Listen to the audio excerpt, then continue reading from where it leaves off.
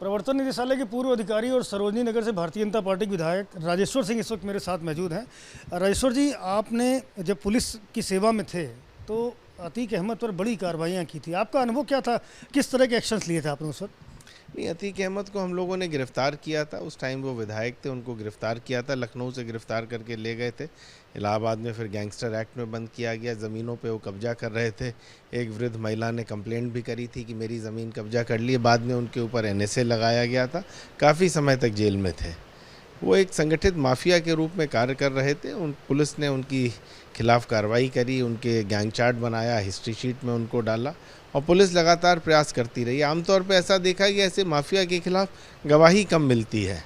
इसी का परिणाम है कि लगभग देखिए आप 100 मुकदमे जिसमें नेम्ड हैं वो और चल रहे हैं। मतलब ये सभी के लिए इंट्रोस्पेक्शन करने वाली बात है, समाज के लिए भी, पुलिस के लिए भी, जुडिशरी के लिए भी, कि एक आदमी जिसके ऊपर 100 एफआईआर हों और 4 दशक तक वो चल रहा हो तो इसको कैसे रोका जाए। और मेरा तो मानना है अब ये प्रकरण समाप्त होना चाहिए। युवाओं का माइंड बड़ा ही टेंडर होता है, उसके माइंड पे इन्फ्लुएंस कर रही हैं चीज़ें। अतीक अहमद एक क्लोज चैप्टर है और पुलिस को और जुडिशरी को और समाज को एक इंट्रोस्पेक्शन क्लोज डोर करना चाहिए। 100 से ज़्यादा मुकदमे थे, लेकिन सज़ा अभी हाल में उमेश पाल अपहरण कांड में उसको हुई है जा करके, जब लगातार सख्ती की गई। क्या लगता है ये लोग कैसे इतने ज़्यादा मुकदमे होने के बावजूद कानूनी दांव पेचों के जरिए बच जाते हैं, सज़ा नहीं होती है और जेल से ही बैठे बैठे पूरा गिरोह चलाते हैं अपना? यही मैं कह रहा हूँ कि इंट्रोस्पेक्शन चिंतन करने की आवश्यकता है। कैसे रोका जाए? ऐसे लोगों के खिलाफ कुछ दिन तक तो गवाही आती है, लेकिन 3, 4, 5 मुकदमे होने के बाद फिर गवाही आनी बंद हो जाती है। कोई आदमी गवाही नहीं देना चाहता है और ये हार्डन क्रिमिनल्स हैं, इनके खिलाफ कानून भी थोड़ा सख्त होना चाहिए। पुलिस के खिलाफ जो दी जा रही है पुलिस में एविडेंस, उसको एडमिसिबल होना चाहिए। इनकी संपत्तियाँ जल्दी जब्त होनी चाहिए, उसके अधिकार और वास्ट होने चाहिए। और मुझे लगता है योगी आदित्यनाथ जी निरंतर कार्रवाई कर रहे हैं, मोदी जी भी बहुत सख्त हैं इस पे, तो अब इन माफियाओं के खिलाफ कार्रवाई ज़्यादा होगी। अब इन दोनों का कत्ल हो चुका है, 3 लोग इसके आरोप में पकड़े भी गए हैं। उन लड़कों का इंटरोगेशन में ये बताना है कि हम खुद डॉन थे, इनको मार करके बड़ा अपराधी बनना चाहते थे, ये सारी मंशा की वजह से हमने इन दोनों को कत्ल किया है। क्या लगता है आपको कि इस तरह की जो टेंडेंसी है या जो वो कह रहे हैं उसमें कितनी सत्यता होगी, क्योंकि आप भी लंबे समय तक ऐसे अपराधियों से डील करते रहे? देखिए, इसमें न्यायिक आयोग बन गया है, न्यायिक आयोग जाँच कर रहा है, इस पर मेरा बोलना कुछ भी ठीक नहीं है। यूपी पुलिस बहुत ही कॉम्पिटेंट है, तो बहुत अच्छी जाँच करेगी, आयोग के निर्देशन में जांच करेगी, सारी चीज़ें सामने आ जाएंगी। और ये सब शातिर अपराधी थे। अपराधियों के खिलाफ पुलिस को, मैंने जैसा कहा, न्यायालयों को और गंभीरता से कार्रवाई करनी पड़ेगी ताकि लगातार इस तरह के ऑफेंसेस ना कर पाएँ और लंबे समय तक इनका इस तरह का कार्य नहीं चलना चाहिए। इस मर्डर केस से अलग हटके मैं पूछता हूँ कि जो उमेश पाल हत्याकांड है उसमें जो अपराधी हैं गुड्डू मुस्लिम, लंबे समय तक वो भी यहाँ एक्टिव रहा है, आपको शायद जानकारी भी होगी उसके बारे में। वो लगातार 2 महीने से पुलिस को चकमा दे रहा है।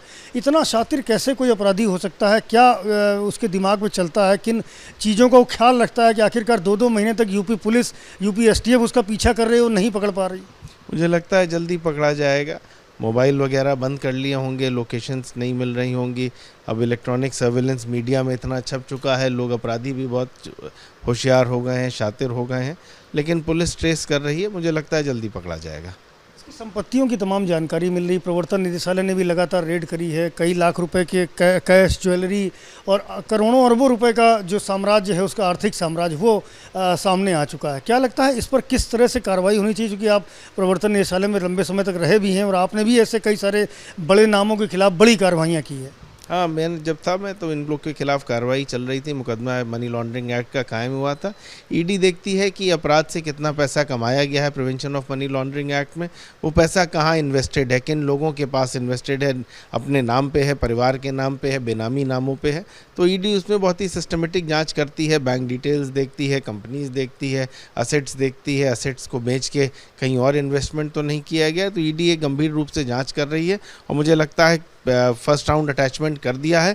आने वाले समय में बाकी भी जितनी संपत्ति है ईडी उसको जब्त करेगी और इनके खिलाफ मनी लॉन्ड्रिंग एक्ट में चार्जशीट दाखिल करेगी जिन लोगों के पास इनकी नामी या बेनामी संपत्ति है। बात करने के लिए राजेश्वर सिंह हैं, जिनका ये कहना है कि पूरे मामले में चूंकि एसआईटी जांच कर रही है, न्यायिक आयोग जांच कर रहा है, बहुत जल्द इस पूरे मामले में खुलासा होगा कि आखिरकार अतीक और अशरफ को किसने कत्ल किया और उसके पीछे की मंशा क्या थी।